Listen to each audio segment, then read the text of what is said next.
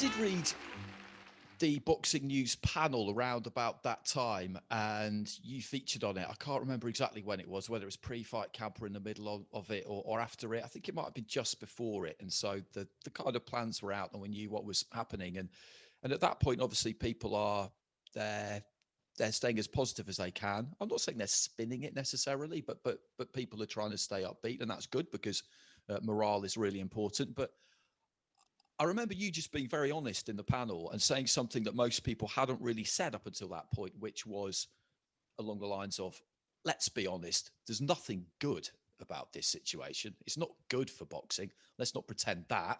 We just got to do the best we can. And I'd not really heard anyone say that up until that point. But that was the reality, wasn't it? You know, you're forced to do something, but there's nothing wrong with just being honest about it and just saying, look, this is not a good thing, but let's see what we can do with it. Yeah, I don't think there's anyone in the world that it's really been good for, especially in business, but people's personal lives as well. And I think sometimes you have to look further than just your individual, your position. You have to look at what people are going through. And ultimately, that in some ways it was good because everyone understood what people were going through. It didn't just affect one group of people. This affected the whole world. So people understood a bit better than maybe in other times where we've had problems with other things. Fighters don't always understand. But yeah, our plan was just as best we can deliver something that kept the momentum of the sport going, because we'd worked so hard, not just us, but a number of people, to get the sport to where it was. We couldn't just come back and just do, run of the mill, boring studio. And no disrespect to anyone who did do that, because again, they provided for their fighters, but we wanted to take it to that next level. I suppose it really was a case of being forced to think outside the box, and then to try and come up with the idea that was innovative and exciting and adventurous. But then you've got to make it work from a business point of view, because we can all come up with great ideas if we've got a blank check, but then making it work, make the financials stack up, and managing fighters' expectations, putting on competitive fights that travel restrictions. It's difficult. I get you're really sort of playing with one hand tied behind your back a little bit because you've got so many restrictions on it. Yeah, I'd imagine it there was a lot of hard conversations.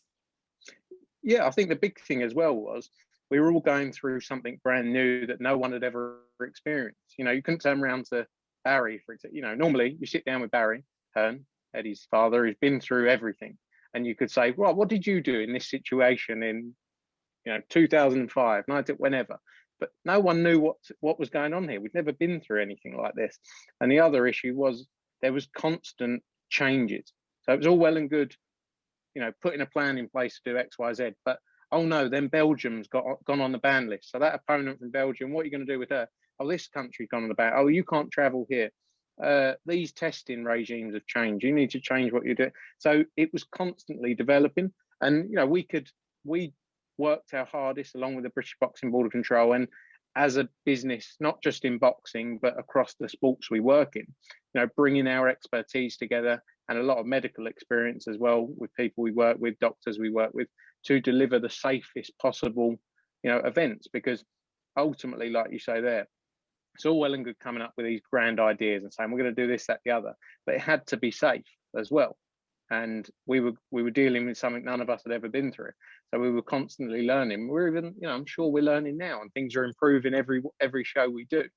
I think it did give us the opportunity to take the whole production levels to another, to a whole nother standard. Like, you come around the bubble now, Eddie keeps walking around just going, how much money do you lot spend?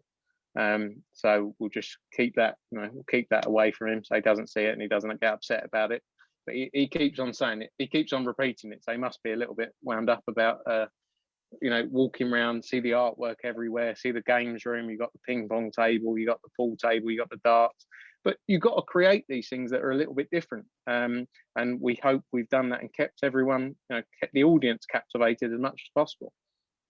What have been the main difference or main challenge between the UK and the shows in America? Matchroom USA, Matchroom UK. I think the most difficult thing in America, we've got our team in the US who have done a great job, but The most difficult thing in the US is every state has a different set of rules. You know, every state has a separate commission. We're really lucky here in the UK that you got the British Boxing Board of Control. They set their regulations, and that's what we have to follow. And we work with them to deliver that as safely as possible. In the US, you go state to state, and everyone's got a different idea of what you should be doing. So we had to really put our own plan in place there. You know, we did our first show in August in Tulsa on the street. Then we did a show in Mexico. And then we did 2 in Florida at the Hard Rock, and then finished with Texas with Canelo in 2020. But yeah, that was always difficult because you were constantly trying to evolve the plan to fit in line with each individual state. You know, but we kept active, and that was the key for us. We got our Italy shows up and running, and then you look at our schedule now. We've got 12 shows, 8 weeks in 7 different countries. Yeah, that's very interesting. That the amount of locations. There's New Zealand, there's Spain, there's potentially some others. You know, I've heard rumours about Bivol fighting in Russia and Uzbek card, and that's something we'll get onto a little bit later, because I do think the idea of managing to create a true global travelling circus with boxing is a fascinating one, because it's just something that just hasn't really been done. People stick to the tried and trusted hubs, and with good reason, because you know where you'll sell tickets, and it's obvious why you would do that. I'm just curious, how did you find it from a kind of personal point of view? Because we spoke to Eddie about this a while ago, and he just after fight camp finished actually, and he said that what he realised when he was forced to be at home and slow down was that his lifestyle up until that point for the previous couple of years since the US operation began, really, when he got a chance to look at it objectively, was unsustainable, possibly from a health point of view even. I mean, you were here, there, and absolutely everywhere, and it's a week to week thing, as you say. You're firefighting every week. How did you kind of take stock of your own regime, of your own life, if without getting too deep? Yeah, I think I've always known that the way we lived our life probably in those 18 months, 2 years wasn't in any way sustainable. Now, I'm lucky. When we started going really crazy and traveling every week, I was 26 years old. So I had a few years ahead of Eddie in health, but the way I eat and the way we travel probably was going to catch up with me quicker. But yeah, you know, in 2019, I did 275 days in hotels, got on about 95 flights, was going from the US to the UK to Italy to Kazakhstan, here, there, you know, and it just didn't stop. But that became the norm. So you didn't feel knackered. It just became, that's what you were used to. Don't get me wrong, if I did that for 10 years, I'm sure it would cause a few problems. The one thing I found with having the period at home and lockdown was I should actually appreciate what I get to do more. Because we move at such a pace and you fly from this place to the next place to the next place, you never really sit back and go, what about that? Wow, that was amazing. What about when we did this? What about when we went into this hotel or met these people or did this, that, the other? Because it's just, right, that's another day ticked off the list. Now, next location, please, next problem. So it's probably helped me in that sense, where now I think every time I do things moving forward, I want to actually appreciate it and go, how lucky I am to do it. Like, don't get me wrong, I work hard and I have no problem. I love working like that. I'm sad. My job is my life, and everyone in my family knows that. If I didn't do it, I probably wouldn't be happy. But I didn't ever appreciate and respect the fact of what I got to do. And that's only like a byproduct of the hard work. But when you can sit back and go, wow, look at that 2019 year or 2020 year, look at all the things you did and how lucky you are to do them. So that's probably what I got from it. I also got to find out that my girlfriend Emily does love me. She wasn't just with me because we had so much fun and traveled a lot. After about 2 or 3 months in lockdown, I remember we were on a walk and she went to me, this has been good, this has. I went, why? She went, because I've realised I do love you. And I'd been with her for about 3.5 years at this point. So I was like, well, that's lucky, isn't it? It could have all gone the other way. But no, it was nice to spend time, you know, at home with her. But at the same time, I love what I do. I love traveling, and we have so much fun doing what we do. I'm so lucky to do this job. Yeah, I think we can echo that. I think all of us that work in boxing, we're passionate about it. We love it. We work really hard, and that's why we are where we are. But I think sometimes we have to, pinch yourself to realize how blessed and lucky we are, because in some ways it doesn't feel like a real job, because don't tell Sky this, but I'd nearly do it for free. Do you know what I mean? It's like, I wouldn't, obviously, because we work hard. It's so I'm not telling Eddie that. Okay, I'll retract that one. Yeah. Strike that from the record. But it's look, do something you love, something you're passionate about, and in theory, you'll never work a day in your life. And I think we're all in that boat. And it sometimes you do, when things slow down a bit, you get the chance to reflect where you are, and it's important to do that, I think. And it's also important to, having done that, and it's great to reminisce, but then to try and actually do that as you're going, be present in the moment, enjoy the journey as it's happening, not just looking back. Yeah, no, completely. And like I say, I was probably guilty of the fact that I didn't do that. And this has been all the way since from when I was like 16 or 14 doing work experience at Matchroom, when I was out leafleting at Romford train station or at Liverpool Street, giving leaflets out or putting posters up, as a kid, and people knocking me back thinking, mate, I don't want a leaflet about the World Darts Championship, but I'll be there in their face at 7 o'clock in the morning at Liverpool Street Station. But all those memories as well. And I wish I remember, like now I've got this thing where I haven't done it yet, but I'm going to start writing everything down, because I want to look back and go, oh, do you remember that day? Because we do so many things where where a lot of people go, that's sensational. But because you're always thinking about what's next, you don't really remember those moments. But yeah, no, I think it's been good in that sense. And, it's been a tough time for a lot of people, and you have to appreciate that as well. So also lucky to be able to sort of continue what we were doing and not be, too affected by it, in all honesty. I do think there's a lot to be said for the idea of keeping some kind of a journal for exactly that reason, because it is amazing what you forget. I was talking to a colleague, had a long conversation with him not that long ago, who I hadn't seen for a while, who I basically spent a month with at the World Cup in Germany in 2006. And the things I remembered, he didn't remember, and the things that he remembered, I didn't. And it was just great to, just all the things that kind of come back to you.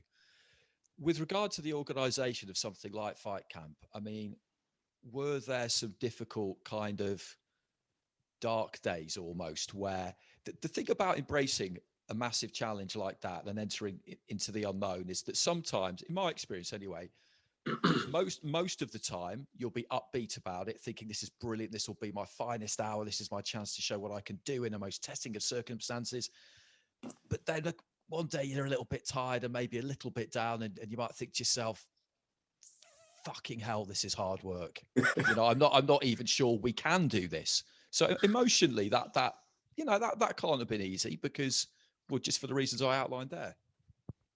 Yeah, I think I'm quite weird. Like, I don't really get stressed about anything anymore. As you know, working in boxing every day is just an issue. There's an issue of some kind, of all different levels. So you just sort of like, it's like just firefighting, and like, right, dealt with that, done, dealt with that, done. What's next? There's going to be another problem, dealt with that. And that's the enjoyment of it. It's the pain in the arse of it, but it's also what keeps you in it and keeps you going with it. It's a bit like, if you want something done, ask a busy man, because it's just another thing that you're going to take in your stride, I suppose. Yeah, no, exactly. And that is where we're really at with it. And, with Fight Camp especially, I remember we had a thing with the council, because there was everything going on with COVID. And then the council were dealing with everything around COVID for the local area. And then there was a big conversation about licensing for the event. We've got no neighbours where we are, really. You guys have been there, long way off to see any houses, really. And we had a lot of complaints from various people in Brentwood before we did the event. For what reason, I'm not sure. It wasn't a live music concert. We didn't have 10,000 people there. You guys were both there. We had probably 100, 150 people there, all very secure, all very safe, and all very quiet, really. There wasn't music between rounds. There was some walk-on music. So I remember at the start, we were going through the process, and as with all rules and regulations, there's always different views on what is the correct who's got the correct view on it. So I remember a couple of days before we actually announced Fight Camp, the council came back on. And after saying you don't need a license, they said, actually, you might need a license a couple of days before, right? So we've got all this work in, all this effort. And I'm thinking, but you know, we don't need one. We've agreed we don't need one. We've had calls, everything's done. So then, you know, back and forth, got lawyers on it, this, that, the other. And then this is 2 days before we're set to announce. We've got all the cards in place. We've got all the planning in place. Sky ready. Everyone's ready. And, you know, it's those moments people don't really see where you're going, the council just come on, said you're not doing this event in 7 weeks. And you're sitting there thinking, and you know you've done everything right, you know, because everything we do, it has to be right. We can't take any risks. You can't even blame someone. No. I'm sitting there. I've got Eddie going, what are you talking about? You told me we didn't need a license. I'm going, we don't need a license. But they're the moments where you look back and you go, that was actually quite fun dealing with that, because we had 36 hours, 48 hours to go, and they're telling us we couldn't do it. And you managed to get it all done. But that is the constant process with this sport. It's always like next challenge. There's always something. You're always under tight time frames. So that's what keeps it fun, I'm sure. Otherwise, I think we'd all be out of it by now. I was just thinking then, do you remember that program that used to be on? It'll be all right on the night. Yeah. That's exactly it. But nothing phases us anyway. It's like going to Saudi and flying to Saudi for the first time. And they took me, we had a big meeting, loads of us, they took me to the site. And honestly, it was sand. And this was 3.5 months before. And they said, it's here. And I went, what is? And they said, we're going to build it here. And I'm thinking, in the UK, that would take 4 years. And it still wouldn't be finished properly. I mean, over there, every time I went back, I did about 18 trips. But every time, these are the things that teach you and make you learn. There's nothing to worry about. It all gets done eventually. One way or the other, you'll fix everything. And then after all that, we nearly had a thunderstorm on the night. I know. At 4 p.m., I remember at 4 p.m. So I'm with the local authority, like the GSA and everyone there. And they're saying, right, thunderstorm's coming. We may have to postpone. And you're thinking, all this work, everything that's been done to build this place, and it comes, and it's never thunderstorm, and it's never rained when I've been in Saudi in any of those trips. And you're there on this one night, and you've got our health and safety people, you know, so many people involved in these scale of events. You've got health and safety people going, right, thunder, 15 miles off to the east. And you're thinking, oh, this is at like 5 o'clock, hailing down with rain. And I'm trying to explain, I've got Eddie's on the way to the venue. He's like, everything all right there? I'm like, yeah, a couple of issues with thunder, but don't worry about it. But I sort of get to the point where it's like, I can't change the thunder. My limitations are really at weather. You know, away from that, I think away from weather, I think we've got, you know, we can always have a conversation about it. But that is complete. That's nothing to do with it. But that's why you can't get too stressed with it, because ultimately it's gonna even not happen because of thunder, and no one can change that. I'm just laughing here. I can just, you know, imagine that conversation to Eddie when he's going, everything all right, and you're going, wow, what it is. What it is, there's a bit of thunder coming in from the west. I said it shouldn't be a problem, but if it carries on the way it's going, we could have an issue. So, just referring to that, to what extent Eddie doesn't listen to this, I don't think. To what extent do you decide what he does and he doesn't need to know? Yeah, quite a lot. I don't speak to, because he's got his own stuff going on. You know, like and also we're at the point now as a business where we're getting to the size where everyone just has to play to their strengths. And his strength, he's got this in, not me saying just this is his only strength, by the way, just in case he does listen. His biggest strength is being a promoter. And there is no one rivals him out there at doing it. No, and not because I work for him, but no one comes close. And that is what we've got to let him do. I don't bother him with menial stuff or anything, you know, because a lot of the time he can't change it. That's our job. That's what you employ all us people to do, basically. So we've got a team of 30, 35 people. That's our job to make it all happen. Don't worry him. Unless it's like really serious, just don't worry. Let him do what he needs to do. And I think that's where we're at a good place now, where he does his thing, which he's so good at, and then the rest of it, he's sort of like, there you go, you know. But I'm sure, Frank, that's something that's, I guess, has evolved over time. And initially, when, you know, I'm guessing when you're a leader and all that, you can be a bit of a control freak because you're scared that people aren't going to do their jobs well enough. But over time, you've got to let people find their own feet, and you've obviously stepped into that position now, and you know what, you don't need to run by him because you know how I guess you know how each other thinks anyway. So you'll think he won't like that. Yeah, he will like that. That'll be okay. You know, whatever. Yeah, and it's also, I think, like you said, it's a trust thing. He trusts us, and also you can't, you know, like I say, we've got so many people now. You can't be on top of every single detail. And the truth is, if someone gets something wrong, it's a bit like, look, you know what you should have done there. Let's just not do it again. And like I've had that over the years. I've been there for 12 years now, coming up to 13. You give people opportunities. If they make a mistake, it's all right.